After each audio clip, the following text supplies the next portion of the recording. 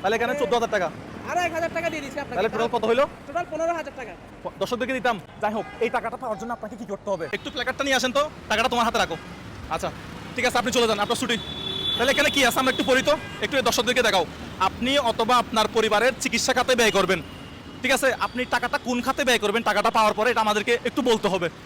তো এই 4টা খাতের মধ্যে আপনি টাকাটা কোন খাতে ব্যয় করবেন? 15,000 টাকা না? 15,000 টাকা মানে 15,000। জি জি জি। আচ্ছা, তার মানে এই খাত থেকে আপনি একাধিক খাতে আপনি টাকাটা খরচ করতে পারেন, অথবা আপনি একটা খাতেও টাকাটা খরচ করতে পারেন। বাট কোন খাতে খরচ করবেন সেটা আমাদেরকে হিসাব দিতে হবে।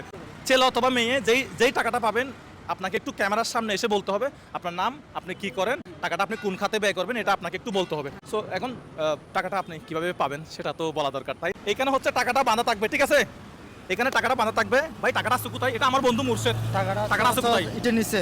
ঠিক আছে, এইটা নিচে। হ্যাঁ, এটা নিচে। আচ্ছা, এইটা নিচে টাকাটা আসবে। এই ভিডিও আপলোড হওয়ার পরে যে আগে আসতে পারে, রুলস কি? যে আগে আসতে পারে, যে আসতে পারে তাকে আগে বেলুন পাঠাইতে হবে, তারপরে এটা নিচ থেকে টাকাগুলো নিতে হবে। টাকাগুলো নিতে হবে। এগুলো লোকেশনটা একটু বলে দিই। সিডিএস সল্টগুলা শপিং মলের সামনে।